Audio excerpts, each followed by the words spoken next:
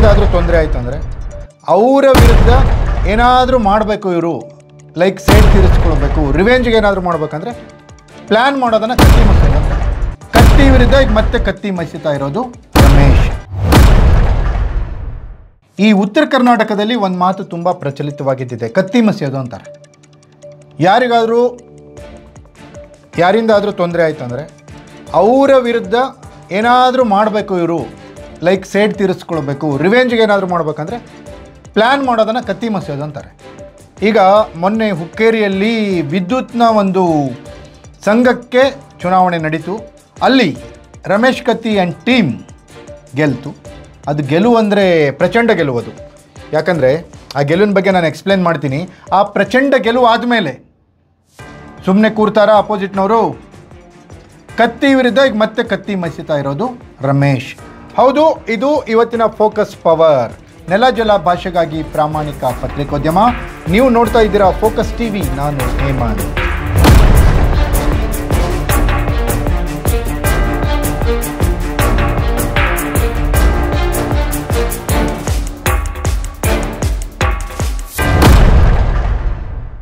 S ವೀಕ್ಷಕರೇ, ಬೆಳಗಾವಿಯಲ್ಲಿ ಈಗ ಕತ್ತಿ ಮಸೀಯುವ ಕೆಲಸ ಶುರುವಾಗಿದೆ. ಈ ಕತ್ತಿಯನ್ನು ಮಸೀತಾ ಇರೋದು ಯಾರ ವಿರುದ್ಧ? ಕತ್ತಿ ವಿರುದ್ಧನೇ ಕತ್ತಿ ಮಸೀತಾ ಇದ್ದಾರೆ. ಯಾರು ಮಸೀತಾ ಇರೋದು? ರಮೇಶ್ ಕತ್ತಿ ವಿರುದ್ಧ ರಮೇಶ್ ಅವರೇ ಮಸೀತಾ ಇದ್ದಾರೆ. ಆ ರಮೇಶ್ ಯಾರು? ಈ ರಮೇಶ್ ಯಾರು? ಆ ರಮೇಶ್ ಕತ್ತಿ, ಈ ರಮೇಶ್ ಜಾರಕಿಹೊಳಿ. ಈ ರೀತಿಯ ಒಂದು ಲೆಕ್ಕಾಚಾರ ಬೆಳಗಾವಿ ಪಾಲಿಟಿಕ್ಸ್ನಲ್ಲಿ ಹೆಚ್ಚಾಗಿ ಈಗ ಕೇಳಿಬರ್ತಾ ಇದೆ. ಈ ಚುನಾವಣೆಯಲ್ಲಿ ಅಂದರೆ ಕಳೆದ ಹುಕ್ಕೇರಿಯ ವಿದ್ಯುತ್ ಸಂಘದ ಚುನಾವಣೆಯಲ್ಲಿ ಸತೀಶ್ ಜಾರಕಿಹೊಳಿ ತಮ್ಮ ವರ್ಚಸ್ಸನ್ನು ಪಣಕ್ಕಿಟ್ಟು ರಾಜಕೀಯ ಮಾಡಿದರು. ಹೆಚ್ಚು ಕಮ್ಮಿ 1 ತಿಂಗಳ ಕಾಲ ಹುಕ್ಕೇರಿ ವಿಧಾನಸಭಾ ಕ್ಷೇತ್ರದಲ್ಲಿ ಠಿಕಾಣಿ ಹೂಡಿದ್ರು. ಒಂದೊಂದು ಮನೆಗೆ 2 ರಿಂದ 3 ಬಾರಿ ಭೇಟಿ ನೀಡಿದರು. ಈ ಜಾರಕಿಹೊಳಿ ಫ್ಯಾಮಿಲಿಯವ್ರದ್ದು ಪಾಲಿಟಿಕ್ಸ್ ಹೆಂಗಿರುತ್ತೆ ಅಂದರೆ 6 ತಿಂಗಳ ನಂತರ ಏನಾಗಬೇಕು ಅನ್ನೋದನ್ನು ಇವತ್ತಿಂದ ಪ್ಲ್ಯಾನ್ ಮಾಡ್ಕೊಂಡು ಹೋಗ್ತಾ ಇರ್ತಾರೆ. ಇವತ್ತೇನೋ ಆಗ್ಬಿಡುತ್ತೆ, ನಾಳೆನೋ ಮಾಡಿಬಿಡೋಣ ಅಂತಲ್ಲ, ಅಥವಾ 6 ತಿಂಗಳ ಮುಂದೆ ಏನಾಗ್ಬೋದು ಅನ್ನೋದನ್ನು ಇವತ್ತೇ ನೋಡ್ಕೊಂಡಿರ್ತಾರೆ. ಅದಕ್ಕೆ ಸರಿಯಾಗಿ ಇವತ್ತಿಂದ ಪ್ಲ್ಯಾನ್ ಮಾಡ್ಕೊಂಡು ಹೋಗ್ತಾ ಇರ್ತಾರೆ. ಅಂತಹ ರಾಜಕೀಯ ಚಾಣಾಕ್ಷತನ ಜಾರಕಿಹೊಳಿ ಫ್ಯಾಮಿಲಿಯಲ್ಲಿ ಇದೆ. ಇದರ ಮುಂದುವರೆದ ಭಾಗ ಅನ್ನುವಂತೆ ಹುಕ್ಕೇರಿಯನ್ನು ಪ್ರತಿಷ್ಠೆಯಾಗಿ ತೆಗೆದುಕೊಂಡಂಥ ಜಾರಕಿಹೊಳಿ ಕುಟುಂಬ. ಇಂಥ ಸಮಯದಲ್ಲಿ ಅವ್ರಿಗಿಷ್ಟು ಪ್ರತಿಷ್ಠೆ ಬೇಕಾಗಿತ್ತೋ ಬೇಡವೋ ಗೊತ್ತಿಲ್ಲ. ಆದರೆ ಯಾವುದೋ ಒಂದು ಸಂದರ್ಭದಲ್ಲಿ ಕತ್ತಿಯವರ ವಿರುದ್ಧ ಏನೋ ಮಾತಾಡಲಿಕ್ಕೆ ಹೋಗಿ ಹುಕ್ಕೇರಿ ಮೇಲೆ ಕಣ್ಣಿಟ್ಟಂತಹ ಜಾರಕಿಹೊಳಿ ಕುಟುಂಬ ರಮೇಶ್ ಕತ್ತಿಯವರನ್ನು ಹೇಗಾದರೂ ಮಾಡಿ ಅಲ್ಲಿ ಹತೋಟಿಯಲ್ಲಿಡಬೇಕು, ಅವರ ರಾಜಕೀಯ ಬೆಳವಣಿಗೆ ಹುಕ್ಕೇರಿಯಲ್ಲಿ ಆಗಬಾರ್ದು ಅನ್ನುವ ಮನೋಸ್ಥಿತಿಯಿಂದ ಅಲ್ಲಿ ಚುನಾವಣಾ ಅಖಾಡಕ್ಕೆ ಧುಮುಕ್ತಾರೆ ಖುದ್ದು ಸಾಹುಕಾರ ಸಚಿವ ಸತೀಶ್ ಜಾರಕಿಹೊಳಿ. ಆದರೆ ಆಗಿದ್ದೇನು? ಹೀನಾಯ ಸೋಲು. ಸ್ಪರ್ಧಿಸಿರುವ 15 ಕ್ಷೇತ್ರಗಳಲ್ಲೂ ಜಾರಕಿಹೊಳಿ ಟೀಮ್ಗೆ ಸೋಲು. ಇದೊಂದು ರೀತಿ ಜಾರಕಿಹೊಳಿ ಕುಟುಂಬಕ್ಕೆ ಅಥವಾ ಜಾರಕಿಹೊಳಿ ಸಹೋದರರಿಗೆ ಮೊದಲ ಬಾರಿಯ ಇಷ್ಟೊಂದು ಹೀನಾಯ ಸೋಲು ಬೆಳಗಾವಿ ಜಿಲ್ಲೆಯಲ್ಲಿ ಅಂತ. ಯಾಕಂದರೆ ಸತೀಶ್ ಜಾರಕಿಹೊಳಿ ಏನು ಸುಮ್ಮನೆನಾ? ಮುಖ್ಯಮಂತ್ರಿಯವರು ಅತಿ ಹೆಚ್ಚು ಯಾರ ಮಾತನ್ನಾದರೂ ಕೇಳ್ತಾರೆ ಅಂದರೆ ಅದು ಸತೀಶ್ ಜಾರಕಿಹೊಳಿಯವರ ಮಾತು. ಮುಖ್ಯಮಂತ್ರಿಯವರಿಗೆ ತೀರಾ ಹತ್ತಿರದಲ್ಲಿರುವಂತಹ ಸತೀಶ್ ಜಾರಕಿಹೊಳಿ ಇವತ್ತಲ್ಲ ನಾಳೆ KPCC ಅಧ್ಯಕ್ಷರಾಗಬೇಕು ಅಂತ ಓಡಾಡ್ತಾ ಇರುವಂತಹ ಸತೀಶ್ ಜಾರಕಿಹೊಳಿ.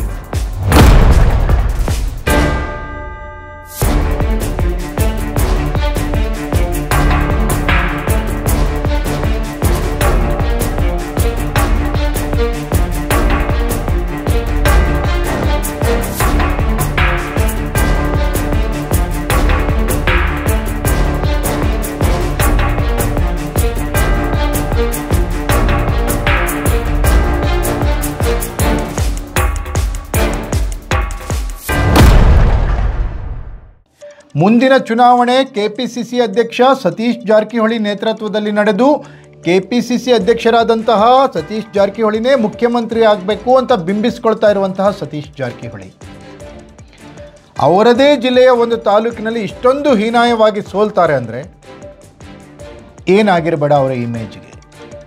ಅದನ್ನು ಯಾವ ರೀತಿ ಅವರು ತಗೊಂಡಿರ್ತಾರೆ? ಚುನಾವಣೆಯ ಸೋಲಿನ ನಂತರ ಮಾತನಾಡಿದ ಸತೀಶ್ ಅವರು, ಇದೆಲ್ಲ ಮಾಮೂಲು ರಾಜಕೀಯದಲ್ಲಿ ಸೋಲು ಗೆಲುವು ಇದ್ದದ್ದೇ, ಮುಂದೆ ಬರ್ತೀವಿ ನಾವು, ಹುಕ್ಕೇರಿಯನ್ನು ಬಿಟ್ಟೇನು ನಾವು ಓಡೋಗಲ್ಲ ಅನ್ನುವಂಥ ಮಾತನ್ನು ಹೇಳಿದರು. ಆದರೆ ವಾಸ್ತವವಾಗಿ ಬೆಳಗಾವಿ ರಾಜಕಾರಣದಲ್ಲಿ ಏನಾಗ್ತಾ ಇದೆ? ಹುಕ್ಕೇರಿ ಸಹವಾಸ ಸತೀಶ್ ಜಾರಕಿಹೊಳಿ ಅವರಿಗೆ ಬೇಕಿತ್ತ? ಅದೂ ಅಲ್ಲದೆ ತಿಂಗಳುಗಟ್ಟಲೆ ಕಾಲ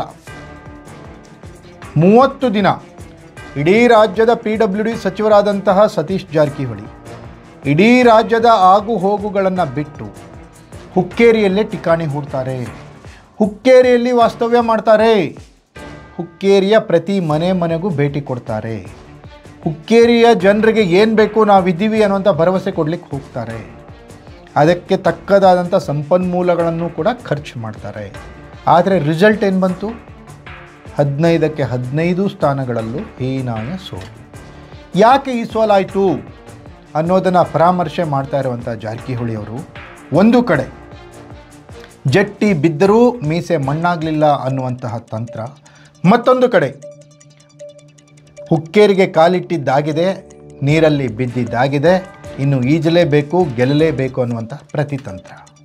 ಹಾಗಾದರೆ ರಮೇಶ್ ಕತ್ತಿ ವಿರುದ್ಧ ಕತ್ತಿ ಮಸಿತಾ ಇರುವಂತಹ ಜಾರಕಿಹೊಳಿಗೆ ಬ್ರಹ್ಮಾಸ್ತ್ರ ಸಿಕ್ಕಂತಾಗಿದೆ.